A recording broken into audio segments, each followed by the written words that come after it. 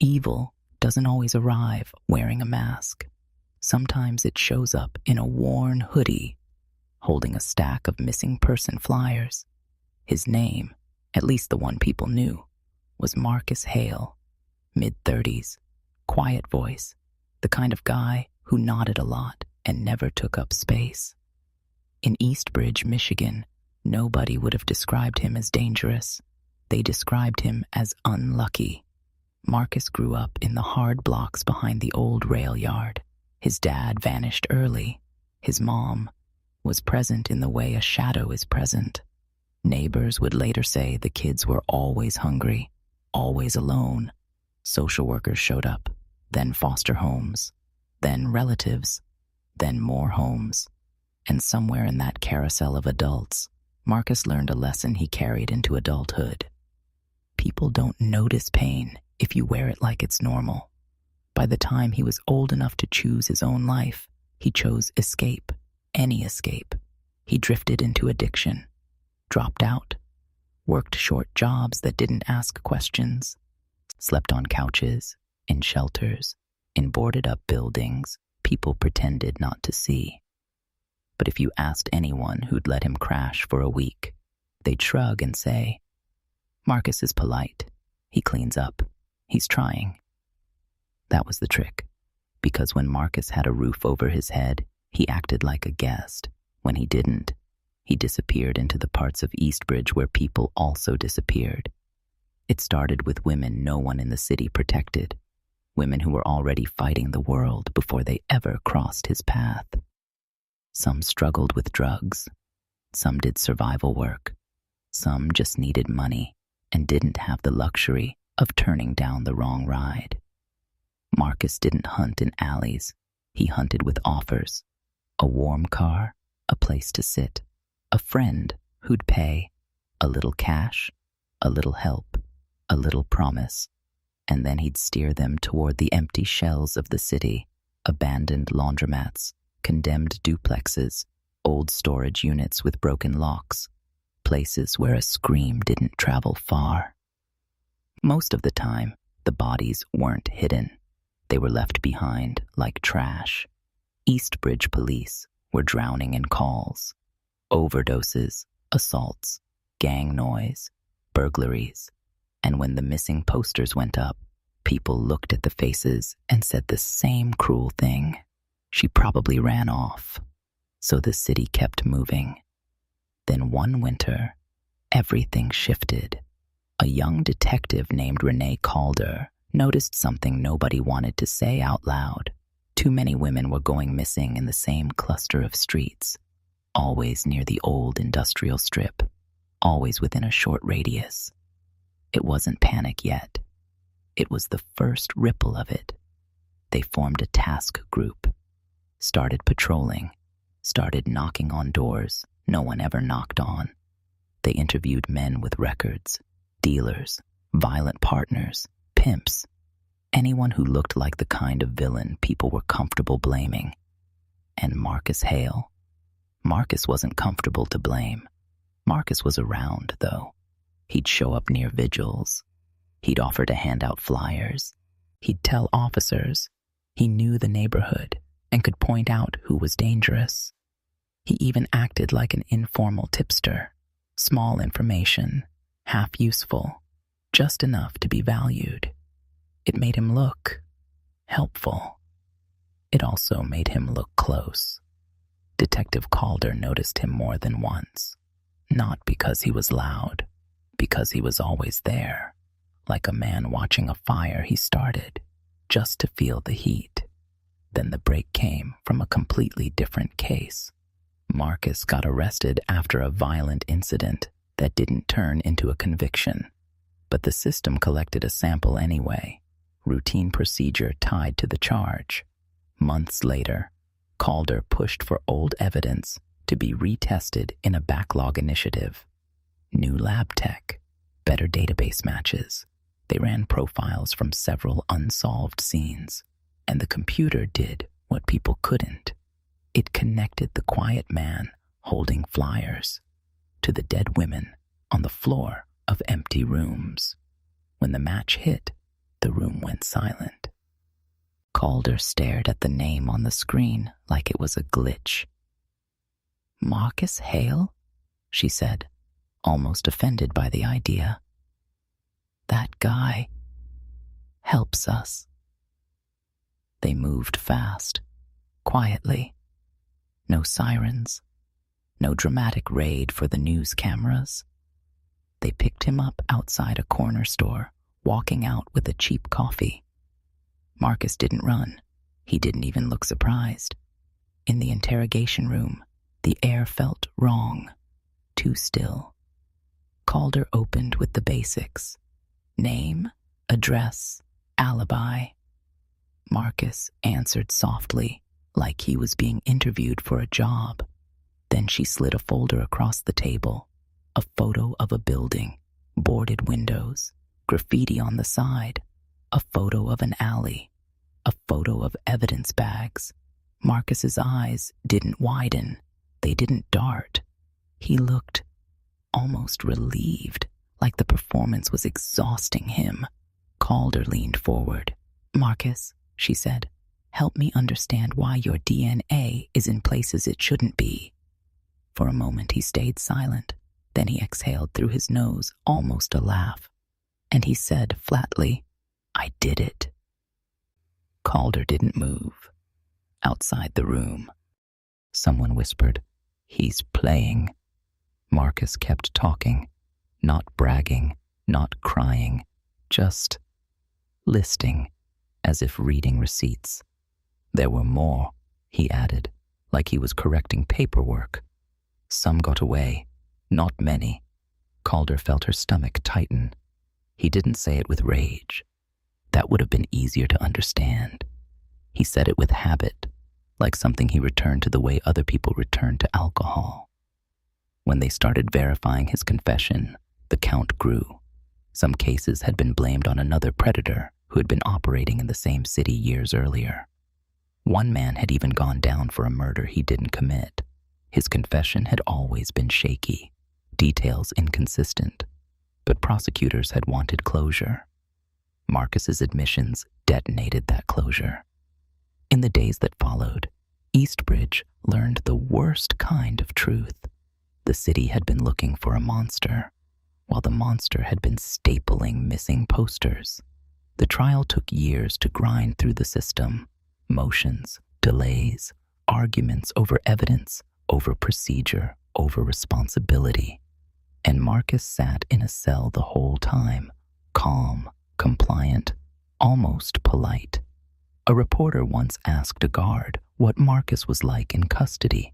The guard answered, "He says please and thank you. He reads. He sleeps, like he's waiting for a bus." That's what terrified people the most, not the violence. Everyone expects violence from villains. What they don't expect is someone who can look normal enough to blend into grief, normal enough to be trusted, normal enough to stand beside you at a vigil and feel nothing. Story 2. In Lindenfeld, a small town tucked into the hills of southern Austria, people didn't lock their doors during the day. They left fresh bread on windowsills to cool. They waved at the same neighbors they'd known for decades. And at the center of Lindenfeld's good families list was the Keller household. Marta Keller taught language arts at the local school. Students adored her. Ulrich Keller ran a respected wellness clinic, alternative therapies, consultations, expensive clients from bigger cities. They owned a renovated old building on a quiet street. The ground floor held the clinic. Upstairs were rental apartments. At the top, under the angled roof beams, was their home. They had 3 kids, 2 daughters, nearly grown, and a youngest son named Jonas. From the outside, it was the kind of family people used as proof that life could turn out well. But inside that top-floor apartment, something had been changing. Not in a dramatic movie way, in small shifts. Jonas had hit the age where a boy starts testing gravity, pushing against rules just to see if they hold. He snapped at his parents. rolled his eyes at his sisters, started saying the word freedom like it was a weapon. And then there was Felix. Felix wasn't a Keller.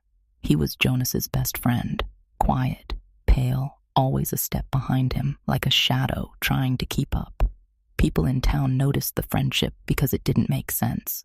Jonas was loud, popular, charismatic, the kind of kid who could joke with teachers and get away with it. Felix was the kind of kid who watched the room before he entered it. But Felix looked at Jonas like Jonas was the only person who mattered. It started with harmless rebellion, skipping classes, sneaking out, petty vandalism, theft that felt like a dare more than a crime. They got caught and talked their way out of serious consequences more than once. That's what made it worse. Because when you learn you can do something and survive it, you start wondering what else you can do. Over time, their jokes got darker. Their fantasies got sharper. They started talking about running away, about leaving Lindenfeld, leaving rules, leaving people. But leaving costs money, and money was the one thing Jonas didn't have. Until he learned what his mother had been quietly building for years, a savings account meant for the children's future, a serious amount, enough for a new life if you could get your hands on it. Jonas didn't tell his sisters. He didn't ask his parents. He told Felix. And Felix, desperate to stay close to Jonas, desperate to be useful, didn't ask why Jonas was smiling. From that moment, they weren't just two teens causing trouble. They were two teens building a plan. And they built it patiently. They learned schedules, learned keys, learned which neighbors looked away and which curtains stayed open. They rehearsed their version of innocence the way actors rehearse a play. One evening, while the town prepared for a holiday weekend, Jonas and Felix sat at Felix's kitchen table, smiling and eating dinner with Felix's parents. It was warm, normal, almost boring. Then upstairs, Jonas opened a drawer in Felix's room and touched something they'd been hiding. A tool, a choice, a point of no return. They waited until late, the way people always do when they want silence to hide them. They left their phones behind in a public spot first, so location data would paint them somewhere else later. It was a modern alibi, not a witness, not a story, just a device silently swearing you were not where you were. Then they walked to the Keller building. Jonas had keys. Of course he did. It was his home. They entered like sons. Inside, the apartment was quiet except for a low TV sound in the living room. His sisters were there, relaxed, in pajamas, half focused on a movie. They didn't even look up at first. Why would they? It was Jonas. It was Felix. Familiar faces. Then one of the sisters finally turned her head and saw something in Jonas's hands that didn't belong in that room. Her mouth opened, more confusion than fear. "What are you?" She didn't finish the sentence. What happened next was fast, brutal, and designed to leave no room for pleading.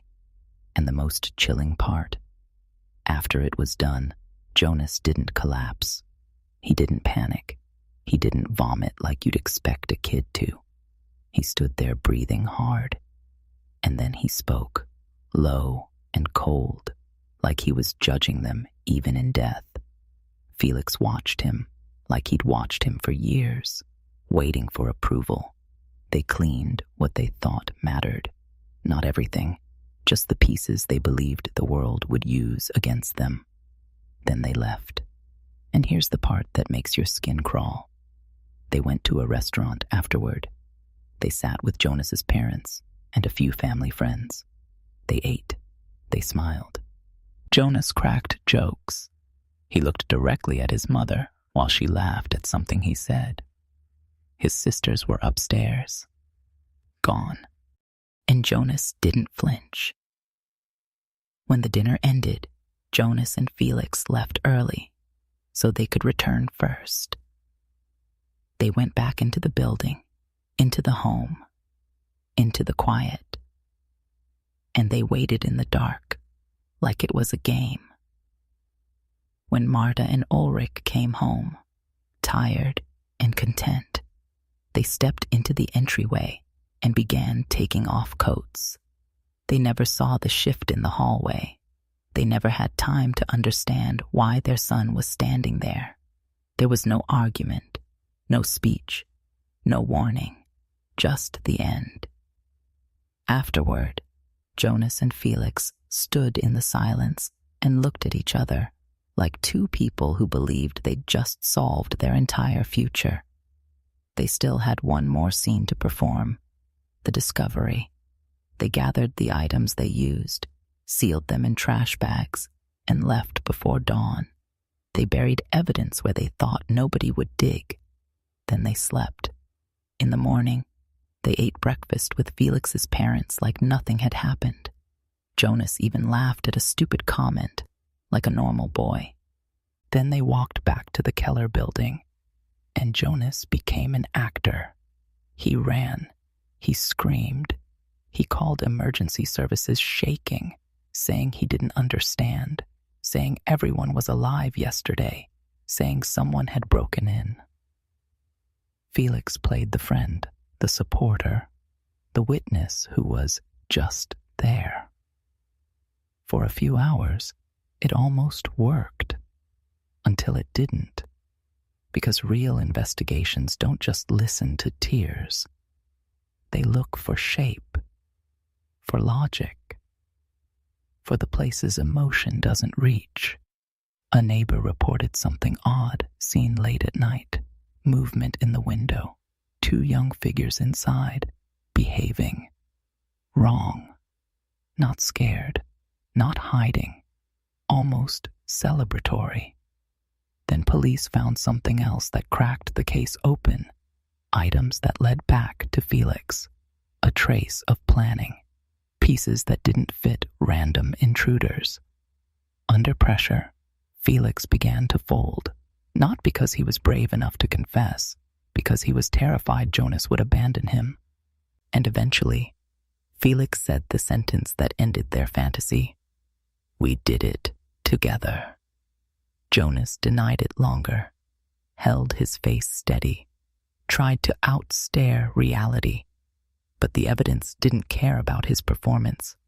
The court later described Jonas as the planner, the driver, the one who turned a teenage friendship into a weapon. Felix was described as loyal to the point of self-destruction, and the town of Lindenfeld learned a lesson they never wanted. Sometimes the most dangerous person in the room isn't the stranger. Sometimes it's the kid you've watched grow up, the kid you've smiled at in the bakery, the kid who knows your locks because you handed him the keys. Leave a comment and subscribe for more.